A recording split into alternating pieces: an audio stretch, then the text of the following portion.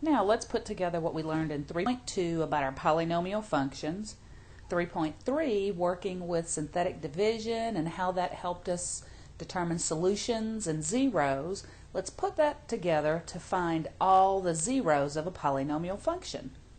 We'll use the Irrational Zeros theorem to help us determine a list. We'll find some zeros, we'll solve some equations, and we'll use the linear factorization theorem. So here's an interesting thing that I pulled from your book.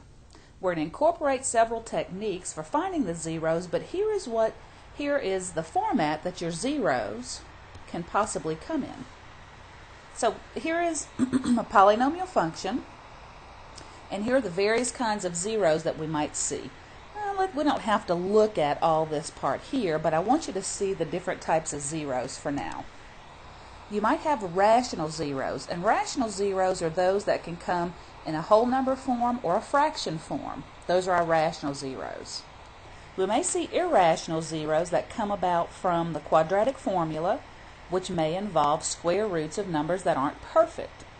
So we might see rational zeros, we might see irrational zeros, and all of those are part of the real number system. Those are our real zeros. We may see those of the type that are imaginary or complex zeros. Those type will involve an I, and they are non-real zeros. These guys that involve the I come again from the quadratic formula.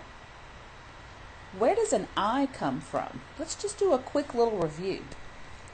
If we had the square root of a -4, earlier we called the square root of a -4, it was undefined because we were only working in the real number system. You're going to have to forgive me, I can't write today. Alright, square root of -4 was undefined. Now, since we're working with complex numbers and we're working with non-real zeros, the square root of -4 will be interpreted as 2i. Remember, the I comes from the fact that there's a negative under the radical. That's where our imaginary unit comes from. So if we see something like the square root of a -25, we would call that 5i, our imaginary or complex zeros. They'll come from the quadratic formula. Remember, we'll get the square root, and if the number underneath is negative, it's an imaginary number. Another important thing about the unit of I is this. Very important, we have to remember the value of I squared. I squared is equal to a number -1. Some quick notes about complex numbers. So these are the types of zeros we might get. The first thing we're going to look at is the Irrational Zeros theorem, something that will help us determine these guys right here. Let's take a look at it. It's going to be a tool that we can use to make a list of possible rational zeros. It's not going to just give us what the zeros are, it's going to be a list of possible zeros. And from that list we have to determine which ones in that list are actually our zeros. So here's how we'll construct the list. Given a polynomial in its regular form where it's in descending powers, all the coefficients here are nice integers, what we do is we take the constant term, that term at the end, and list all the factors of it in the numerator. Then we take the leading coefficient, this guy, and write all the factors of it in the denominator. Then we take every possible combination of the numerator factors divided by the denominator factors. And I mean every possible combination, meaning plus and minus. Sometimes it'll give you a pretty extensive list, but guaranteed you'll be able to find some of the zeros in that list. So let's list them all, and then we'll verify it on our calculator. So let's list out all of our factors, and it comes in the format of p divided by q. So let's list all the possible p divided by q's. P's come from the constant term here, 4. All the factors of 4 will go on the top. and all the factors of the initial term, actually it's a negative 1, but we'll just take it as a 1, all those factors will go on the bottom. All the factors are 4, which means all the numbers that divide evenly into 4 are the numbers 1, 2, and 4. All the numbers that are factors of 1 are just 1. Now if I take every possible combination of the top numbers divided by the bottom numbers, that would be plus or minus 1 over 1, 2 over 1, 4 over 1, which is just plus or minus 1, 2, and 4. That's the list. Now that's actually 6 numbers, the positive versions and the negative versions. What we would need to do is we could try using synthetic division to find out which ones from this list would work in that polynomial function. Right now, let's just verify using our calculator that the zeros for that function are actually in that list. So let's pull this up. Let's go to y equal, clear out what was already there, and let's type in this function. Where is it? Negative x to the 4th plus 3x squared plus 4.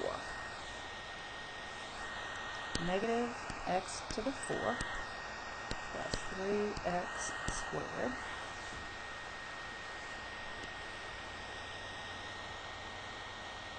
plus 4. And let's graph it.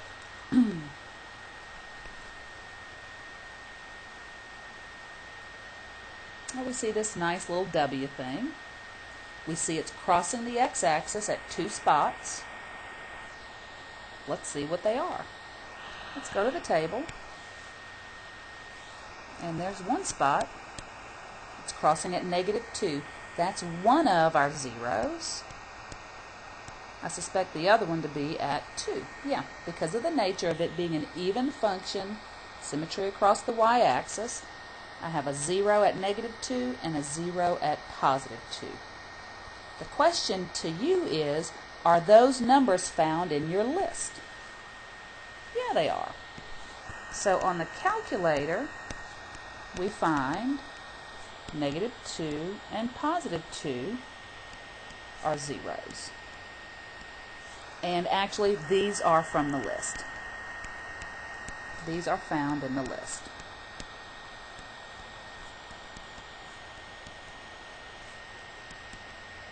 Now there's actually 4 zeros for this polynomial. The degree is 4, so there's actually 4.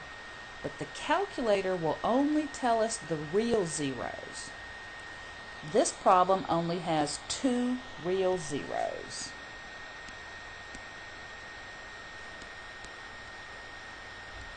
What does that tell me about the other 2? Because there has to be a total of 4. If 2 of them are real, if we go back to our little statement up here, if 2 of my zeros are real, what's the only other category the other 2 could fall in? They're non-real or imaginary, complex imaginary zeros. So I could make a statement here that I have 2 real zeros and 2 complex imaginary zeros. These can't be found on a calculator. The real ones can be found on the calculator. So if you're given a list, how do we determine which values in the list are actual zeros of the function? We'll use synthetic division to test each value, and what we're looking for is a remainder of 0. If we find a remainder of 0, then that value is a 0. So let's kind of play this game with this function here. Let's work on getting that list. And it's going to be all possible values, positive and negative, of this constant at the end.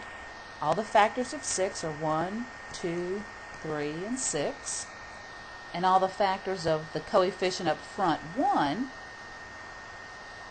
are just 1. So that one's not too bad. Let's set up the list. It'll be plus or minus 1, 2, 3, and 6.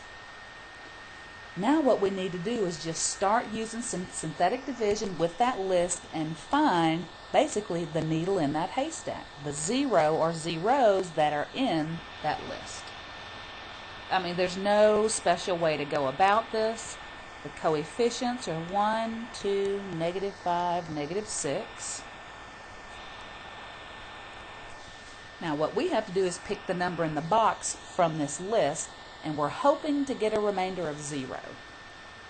I'm going to try 1. So if I put in 1, 1 times 1 is 1, I get a 3. 3, -2. Nope, that's not going to give me a 0. So 1 doesn't work. Kind of scratch that out, and I'll try a different number in the box. 2. 2 times 1 is 2, I get a 4. 2 times 4 is 8, subtract that, I get a 3. Wow, I found one. I didn't expect to find it quite so soon. So I'm working in my list. +1 didn't work, so I jumped over to +2. When I put in +2, let me make sure my arithmetic is okay. +3, yeah. So from my list, I find one of my zeros. Now I could continue in my list trying the 3 and the 6, then the -1, -2, -3, -6, but that's a lot of spinning my wheels when I'm left with a quadratic, that magic quadratic at the end. It's an x squared plus 4x plus 3. Anytime I'm left with a quadratic, I'm going to stop in my list and work on that quadratic, and I see that this is a quadratic that's going to factor. X and x, 3 and 1, positive, positive. Now again, I could have continued in the list. It was just easier for me to factor that quadratic and get an answer of -3 and an answer of -1. So what are all the zeros for this for this polynomial function? We get a 2, we get a -3, and we get a -1. Now we could go to our calculator and verify that those are indeed the zeros. Let's just do a quick calculator. And I have x cubed plus 2x squared minus 5x.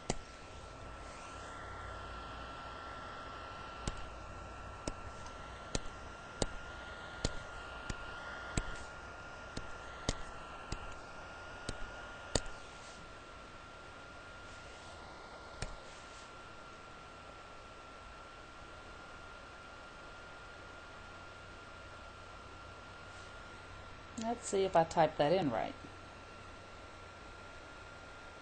No, I didn't. Should have been a -6 at the end.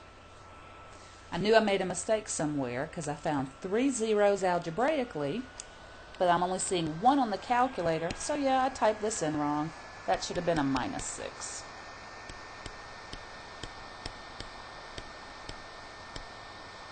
Nope, went too far. There we go. Now let's see if it's going to show all 3 that we found algebraically. This looks like a -3, a -1, and a 2. Let's see if we can verify that on the table. -3, a -1, and a 2. And by hand it was a -3, a -1, and a 2. So yeah, that kind of verifies that our work algebraically was correct. We found all the zeros. Let's do the same thing for the next one. Let's work on calculating or making up our list. Plus or minus, the bottom value factors go on the top. The initial coefficient factors go on the bottom. Now our list isn't very extensive. It's plus or minus 1 and plus or minus 3. 1 over 1 and 1 over 3. And we're looking for 3 zeros, but we're just going to see if we can find one from that list. I don't know what that number is. Let me see what that number is.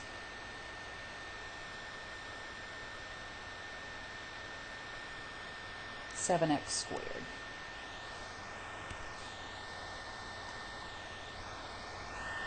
So 1, 7, 11, negative 3. Drop down the 1. And let's pick something from this list to put in the box. I'm just going to start with 1. And 1's not going to work. When you see you're not going to get a remainder of 0, hit the next value. Let's try 3.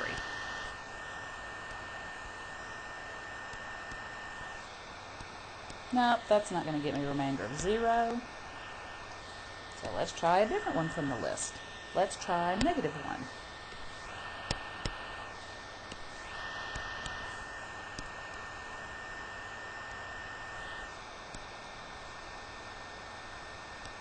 Nope, that one's not working. Let's try negative 3.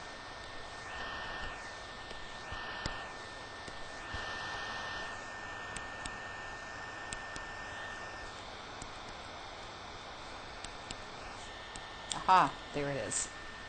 So I had to go through all of the values in my list before I found one that worked. Well, that's the first needle in the haystack.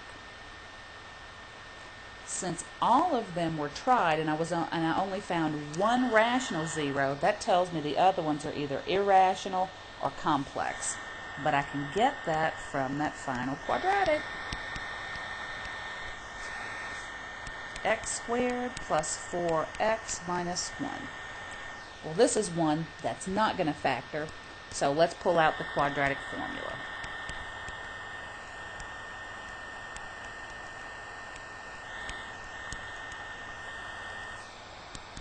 Negative 4 plus or minus the square root.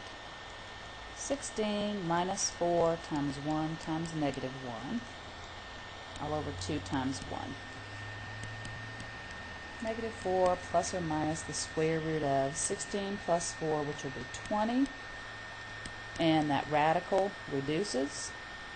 20 is the same thing as 4 times 5, so it's a 2 square root of 5. And this final result, since these three numbers are all divisible by 2, that quadratic formula result can be reduced to negative 2 plus or minus the square root of 5. These are not rational zeros, and so they won't be obtained from the rational zeros theorem when we list out all the rational zeros. Only rational zeros will come from the list. If you have irrational ones, they'll come from the quadratic formula. So let's list out our zeros. The one we found, negative 3, which came from the list, and the other two, negative 2 plus square root of 5, negative 2 minus square root of 5. I was looking for 3. I found all 3.